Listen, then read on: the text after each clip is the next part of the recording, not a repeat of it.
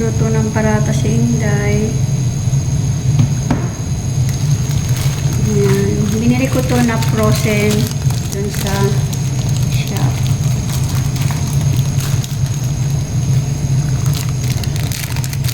So, ito ang ating breakfast. Ang parata. Gusto ko lang ito yung plain lang, ganyan lang, lulutuin mo lang sa butter. Ganun lang.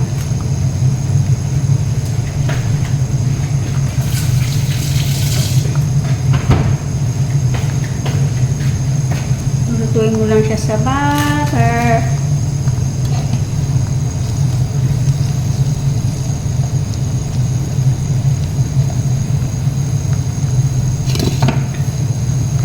Morning everyone!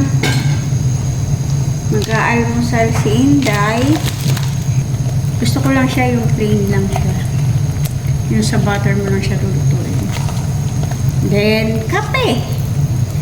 O, di sulit na yung ating breakfast. Breakfast muna tayo bago mag-start sa work.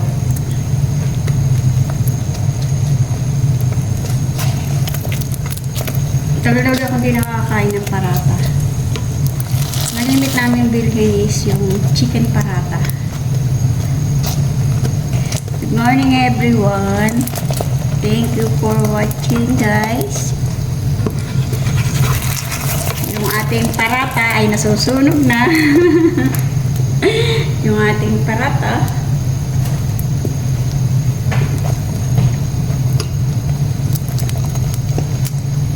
I-turn na natin. Oh, hindi pa. Gusto ko yung medyo tutong-tutong. Yung sunog-sunog ng kaunti. Hindi, gusto ko lang yung plain lang.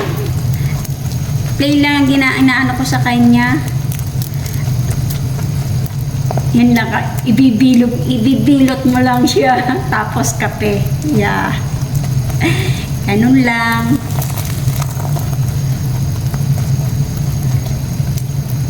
Pero minsan inaanoan ko siya ng cheese.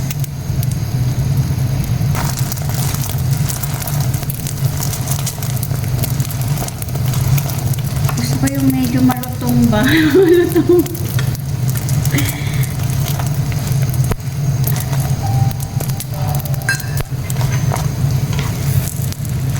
Nasunog na yung parata ko.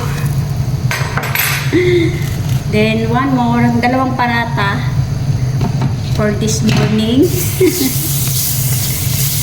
parata. Yung ilalagay nilang chicken. Yung parata.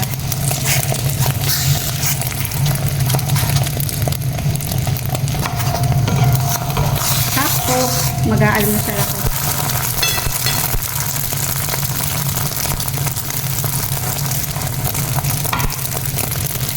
Yan, ibalik na natin siya sa ref na lang.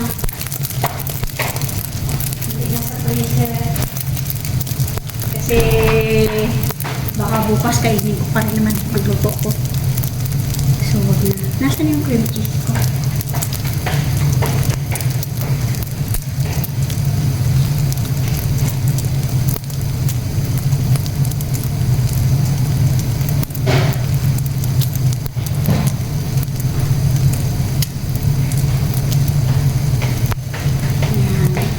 Lalagyan natin siya ng cream cheese. Masarap yan. May cream cheese. Dapat nga nilagyan ko na pala no, habang niluluto siya. So, nag-melt yung cream cheese. Lagyan na nga natin. Baka siya ay sunog na. Yes, I'm right. Sunog na siya.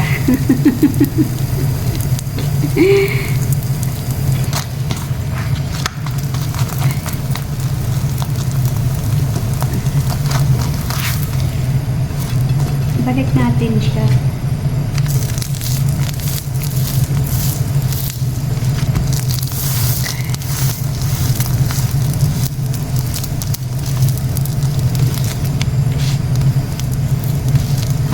cheese magaan.